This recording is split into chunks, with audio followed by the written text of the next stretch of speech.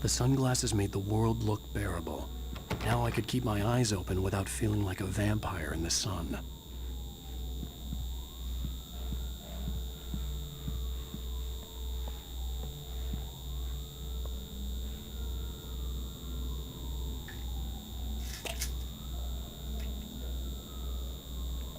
The pills worked fast.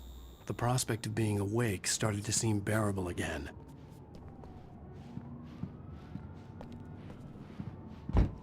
There was a message waiting for me on the machine.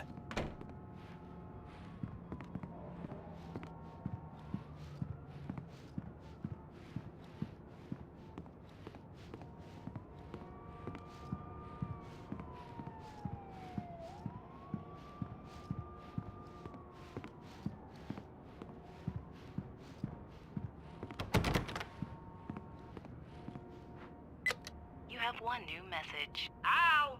Are you still asleep? Wakey, wakey! You should have your show on your TiVo. If Alice wasn't too mad to record it. She called me earlier and really chewed me out. Yeah, we went a little overboard last night. But parties are a part of this business. Al, look, I'm saying this as your friend. She's not doing your career any favors by trying to run your life like that, okay? I'll talk to you later, Al. Watch the show!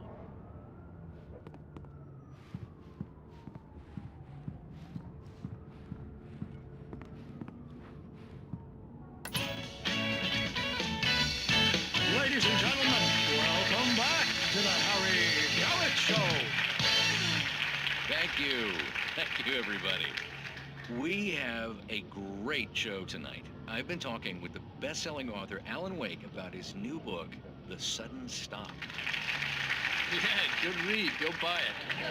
No, it is a good read. Look, I'm gonna be honest here. Is that wise? No, but I'm gonna do it anyway. I got people who give me the lowdown on books. I'm a busy guy. But this one, I actually read from cover to cover. I mean, I'm a big fan. Wow, thanks. Now, this might be a spoiler for those who haven't read the book yet. Based on the sales figures, the 2 people out there who haven't read the book yet. But this last book is all about the death of the main character, the hard-boiled New York detective, Alex Casey. Now, there's been a lot of outrage about this. Why the hell did you kill Casey? What the hell were you thinking, man? Good riddance. No, seriously though. 7 years and 6 books is a long time. He was a gloomy guy to spend all your working hours with, and it was a good run. But it's time to explore new things. My next book will be a departure from the old for me. You selfish bastard, always thinking of yourself. Well, you've certainly given us a lot of entertainment over the years. And now that you mention it, Casey was a gloomy guy. Never had much luck with his love life with the ladies. Was that autobiographical in any way? Yeah, no kidding. Casey's lady friends tended to die on him. With Casey, it was all about his pain. No, nothing autobiographical about that. I'm a happily married man. My wife is my muse. Well, congratulations. That's great to hear. So, how's the publicity tour been treating you? Good, great. But I gotta say, I'm glad to be back home in New York. Well, you've certainly been on the news a lot lately. Lots of parties and, you got into a fight with some paparazzi. Oh, man. Well, that guy was really in my face. I lost my temper. I know that wasn't cool. You are famous for that temper. Well, I did also write several books. Well, your latest novel is called The Sudden Stop, and it's in bookstores now. Go get it. That means the 2 of you out there who haven't bought it yet. Ladies and gentlemen, that's all we have for you tonight. I want to thank all our guests for the evening. Alan Wake, Sam Lake. Once more, do the face for us, Sam. There it is. And our musical guests, Poets of the Fall. Thank you, and good night. At least I'd been funny. I told myself I could live with that. Hey, honey. Did you watch the show? I didn't say anything stupid if that's what you want to know. Okay, Grumpy. You want an aspirin or something? Are you going to start with me about drinking now? You know what? I should have followed Go her back to sleep advice, but suddenly I was angry. What? Now you can't even talk to me? Well, this morning I was angry because you said you'd be home at midnight and you showed up at 7 a.m. and passed out in mid-sentence. Now I'm over it. Are you angry? This goddamn tour. It's gotten out of hand. Oh, honey. It's almost over, right? We can get back to normal. Then you can start writing again. I'm sorry, honey. Alan, you're not thinking straight. Just take a shower and go back to bed, huh? Yeah, you're right, honey. I'm sorry. Once this is over, let's go away together. A vacation. Just you and me. Some peace and quiet.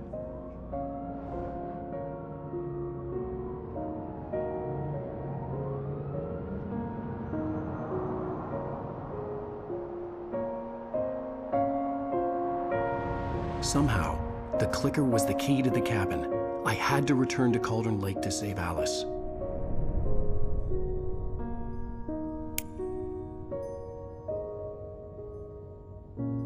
I'm going back to the lake to finish this. I'm going to write an ending to the story in the manuscript on my own terms, to make it all right. Why can't you just write it here? The last page is still in the typewriter. I need to read it first. Everything needs to be just right. Zane tried to cut some corners, and it didn't end well. Okay, ready when you are. I'm sorry, Sarah, but I need to do this alone. Barry, take her gun. Miss Weaver, close the door when I leave.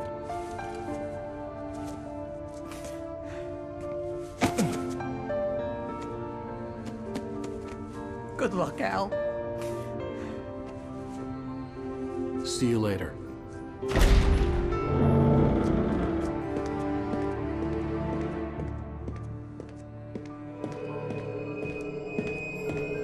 When I got out, it was warm and sunny. I'd flicked the switch of the clicker. Had it done this? I didn't stop to question it. I had to take advantage of the sunlight to get to the lake. On Zane's page, I'd stood on the rim of Cauldron Lake, about to use the clicker. That's where I was headed.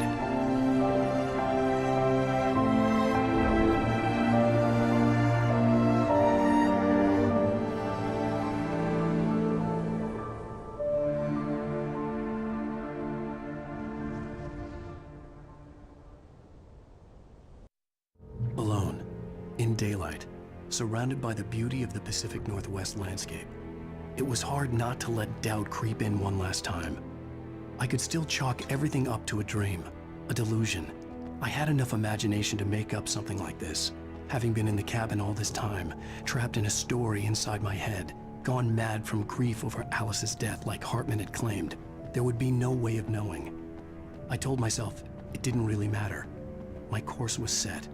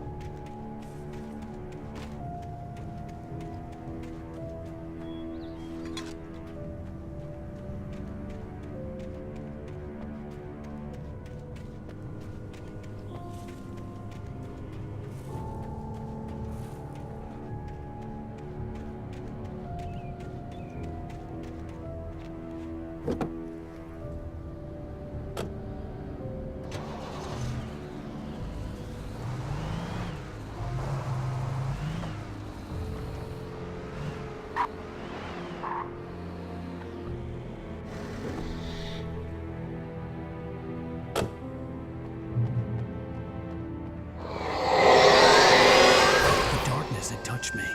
There was a link between us, always would be. I could feel its presence again, getting closer.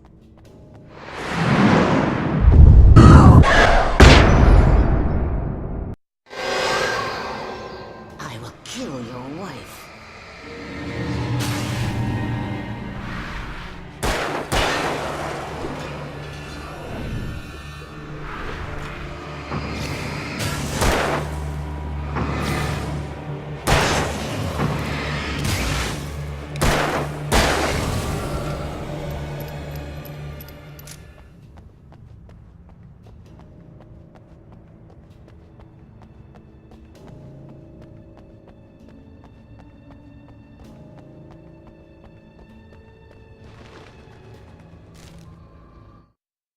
The Dark Presence was no longer trying to capture the writer so he could create the ending it wanted. The writer knew too much. He was too strong. And he carried a weapon left behind by Thomas Zane, something that could hurt it. Now, the darkness was doing everything in its power to simply stop the writer from ever reaching Cauldron Lake and the dark place it came from.